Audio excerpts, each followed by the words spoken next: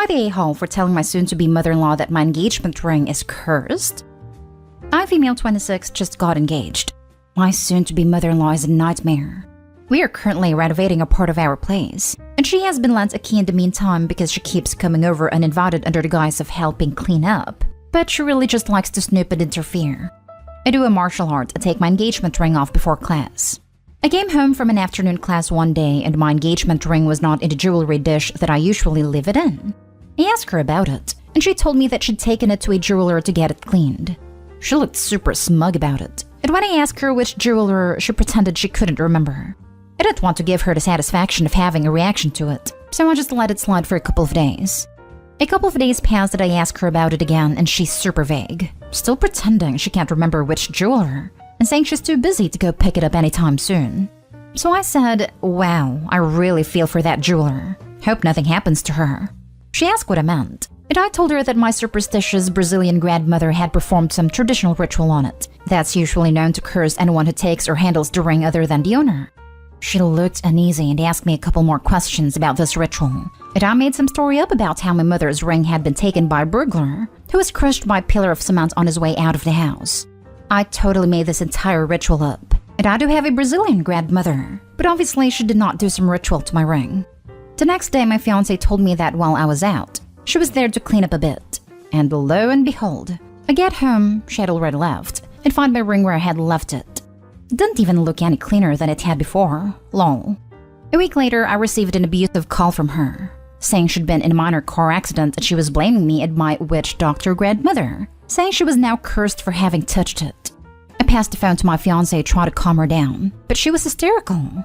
I told my fiancé what I told her and she scolded me a bit because we both know how she is, and I should have known she'd react this sort of way.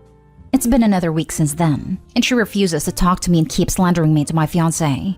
Overall, he sort of recognizes how ridiculous she's being, but the drama of the situation is making me wonder if the whole curse tale was taking it a bit too far. So am I the a-hole? Now for the top comments. Not the a-hole. That's hilarious. The nerve of her, taking your ring. She deserves the curse. I'm just sorry it's causing trouble for you. I kind of think your fiancé earned it by tolerating her behavior and not having changed the locks already. Also, have you checked your ring? I don't understand why she'd take it unless it was to keep it away from you. Does she approve of the engagement? Or of you taking it off even if it's for a good reason? Was she going to swap stones or claim to have lost it? I'd really need to know her motivation for taking it. You might want to come clean before she meets your grandmother at the wedding though. She's never vocally disagreed with engagement, but she has definitely interfered. I personally think it was just to mess with me, or keep it for me. I really don't know. I don't think she ever even took it to a jeweler, to be honest. You should tell her there's no way she could have even been cursed, since she took the ring with good intentions, and a curse only curses people with bad intentions. The reason you were worried about the jeweler is because some jewelers will steal rings and swap them out for fake stones. And you didn't know how honest the jeweler was because you didn't know them at all. I'll bet she chokes on her own lies rather than admit she stole it to steal it. This is an excellent idea. I'm definitely going to do this. Thank you. Not the a-hole. She stole your engagement ring. Making up a story is the least you could have done to her. Especially when she clearly made up the story about the cleaning. I've had my engagement ring cleaned, and it takes 2 minutes, and you definitely don't need to leave it at a jeweler. Next story. Am I the a-hole for not letting my sister be a bridesmaid? I, 27 female, and my sister, 27 female, are identical twins. She has been told by almost everyone that she's the more beautiful one. My parents favor her more and will do anything that she asks. I used to be jealous of her when I was younger, but quickly got over it. She went off to attend college and got engaged after graduating. I wasn't invited to her wedding. She told me it was because they were having food that I couldn't eat. My parents threw her a huge wedding that cost hundreds. She and her ex went through a ton of hard times. I tried to be there for moral support, but each time she pushed me away. I'm now engaged to my fiancé, 28 female. Her parents offered to help with wedding expenses, while my parents wanted nothing to do with our wedding. My sister found out we were engaged and started begging me if she could be bridesmaid. I told her no, but that she would receive an invite. She blew up on the phone at me that I was choosing friends over family, and that she deserved to be a bridesmaid. My parents called me and told me to let my sister be a bridesmaid. Am I the a-hole for not letting my sister be a bridesmaid? Not the a-hole. Tell her that you have food she can't eat. She hates lobster. I'll see if they can do a lobster pasta dish. Info, why are you inviting your sister and your parents to the wedding? They don't seem to want to be part of your life unless it's to benefit them. This, why does their opinion even matter? Opie, you deserve so much better. At this point, I wouldn't even invite her. She sounds like the type who would just go for attention seeking. My fiancé thought the same thing. Not stay home.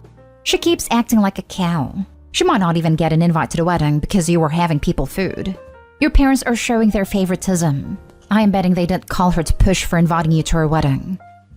I contacted them about the wedding, and they told me that it was cancelled and was being rescheduled.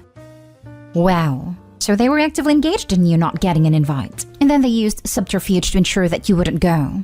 I would be tempted to let them know that you are eloping, and then have a wedding with only inviting friends. Next story is titled, Am I the a-hole for letting my mom die?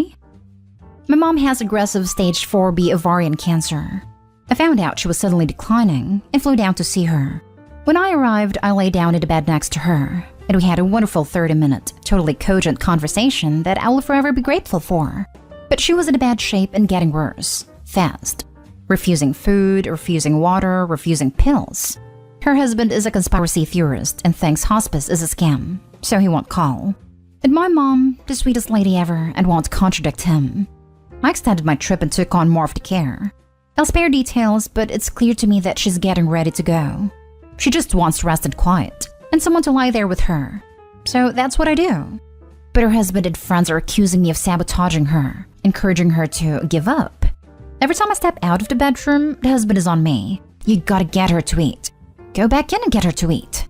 Then last night, husband invited 8 people over, without mom's knowledge, including 2 young kids.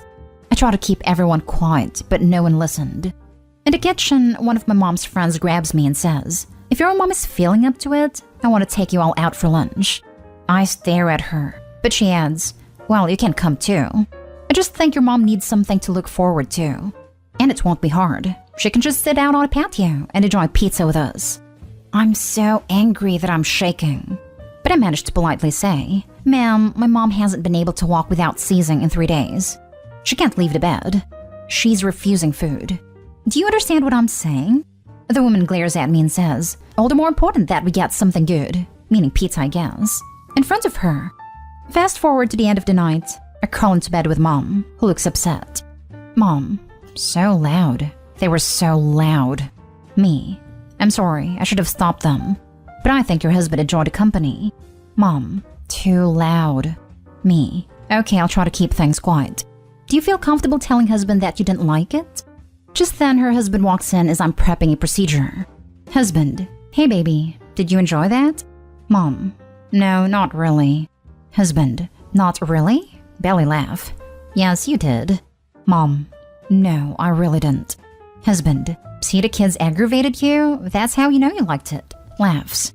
Incandescent rage. But yelling will just upset Mom more, so I don't. Am I wrong for wanting Mom to go if she wants to?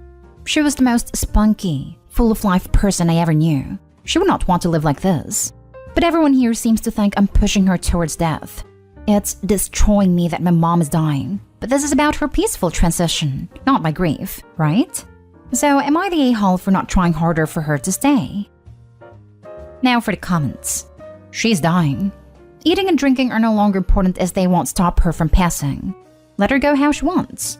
Too often people project their own feelings and make the process miserable. I had a family member pass from being unable to eat or drink anymore without aspirating on it. It was difficult, tragic, and very sad, but there was an acceptance. Their body was shutting down and there was only so much modern medicine could do. We put them on comfort care, but were ultimately unable to get them to come home before they passed. It sounds like your mom's husband is just in denial, and likely unable to comprehend just how terminal your mom actually is. It sounds like you're the only one around listening to and respecting her wishes. Watching a loved one die is incredibly hard, and unfortunately it sounds like her husband is not coping well with it, so he is in denial.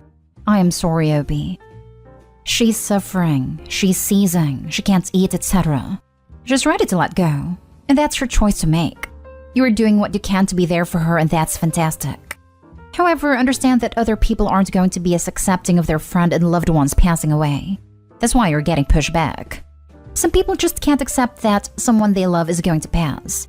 They want to think if they just eat a little and get outside more, they'll get better. It's denial. It happens. It's frustrating, but at the same time, in a way, it's complimentary because they care about someone and just can't accept that they may leave this mortal realm. You are doing the right thing because this is what your mom wants. I wish her husband allowed her into hospice, though. That makes him a bit of an a-hole for his conspiracy crap. You're really right. I couldn't see it as a facet of their denial, but it absolutely is. Thank you. Next story. Am I the a-hole for getting a part-time job even though I agreed to be a stay-at-home mom and my ex is giving me mom support? So my ex has a very particular idea of how a child should be raised. One of the things he didn't want to budge on was his belief that a mom should stay home with her children until at least when the children are in full-time education. And even then, he thinks they should only work during school hours so they are home when their children are. At first, I was 100% against this because it put me in a very vulnerable situation. However, the first week after giving birth, I had a change of heart and I ended up signing a contract with my ex where I would effectively be a stay-at-home mom and he would give me mom support. But then a few months ago, I was offered an amazing part-time work-from-home position through a friend. Honestly, it was too good for me to turn down, and I had been having doubts about what I had agreed to since our son was a year old. He's almost 4. My ex was my sole income, and he owns the house I'm living in, so he has a lot of power over my life. So much so that sometimes when discussing things about our son, I would concede to his wants because I didn't want to rock the boat. I didn't tell my ex because I knew he wouldn't like it. And I didn't think the role would interfere with me caring for our son since it was only 20 hours a week. Unfortunately, our son said something that made my ex figure it out. My ex was furious.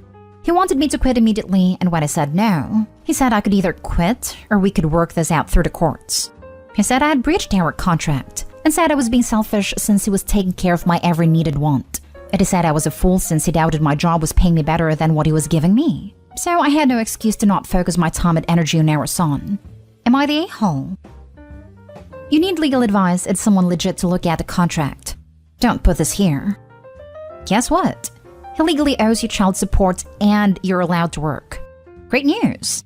Signing this contract is some next-level narcissistic control behavior on his part. And honestly, strange. You need to get some legal advice ASAP. You're not the a-hole. If she signs a contract saying she would not work in exchange for a stipend, potential above the child support would be, and free housing, she may not be allowed to work. It is time for legal advice. Not the a-hole.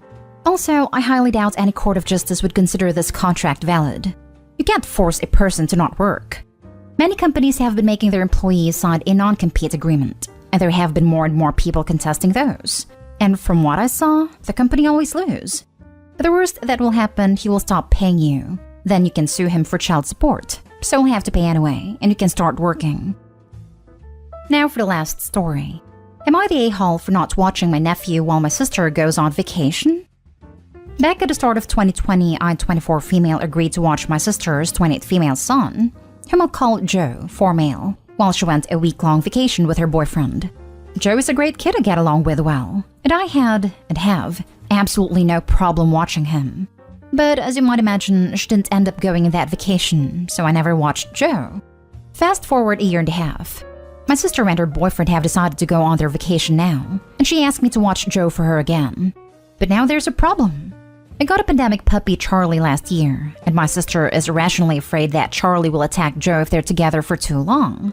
Charlie and Joe have been together many times, and there has never been a problem. So I don't understand her fear. Charlie's a very sweet dog. He did growl at Joe once, but even my sister admitted that Joe was bothering him too much, and Charlie would never ever bite anyone. My sister expects me to take Charlie to a kennel for a week they'll be gone. I am unwilling to do this, as, first of all, I can't afford it. And second, Charlie's never been apart from me for more than a few hours. My sister told me that I should have no problem being apart from Charlie if she doesn't have a problem being apart from Joe, but I didn't like that. I told her that I have no problem watching Joe, but Charlie will have to be there. And if she doesn't like that, then I can't watch Joe. She is telling me that no one else is able to watch Joe, and that it can't go on their vacation as it's meant to be romantic. She is saying that I'm ruining her chance to go on vacation. And to be fair, she hasn't been on vacation in a long time. Am I the a-hole here? Should I board Charlie so I can watch Joe? Not the a-hole. He can't go on their vacation as it's meant to be romantic. Boo freaking who. The priority is the kid. My grandparents took my dad and uncle, 6 and 10 at the time, on their honeymoon because their boy dad couldn't be bothered to hire a babysitter while he was at work. Parents do for their kids, period. Stand your ground and take that, to be fair, she hasn't been on vacation in a long time mentality out of your head. There are millions of people who haven't been on vacation. It's her responsibility to find someone to watch her son if the environment you're providing isn't up to her standards. It's absolutely ridiculous that she wants you to put your sweet dog in a kennel. Don't make excuses for her, because you'll only validate what she is saying. There are hundreds of millions of people who have never been on a vacation. Your circumstances changed, so that old I'll watch Joe obligation no longer applies. I would be extra careful of Joe being around Charlie in the future. A growl is a warning sign, and every dog can bite when provoked. Watch out. I'm always careful with them. I know even the sweetest dog can bite, but I really do think Charlie would have to be provoked. I guess mostly worried about Joe not understanding Charlie's boundaries, but they would never be left alone for more than a second.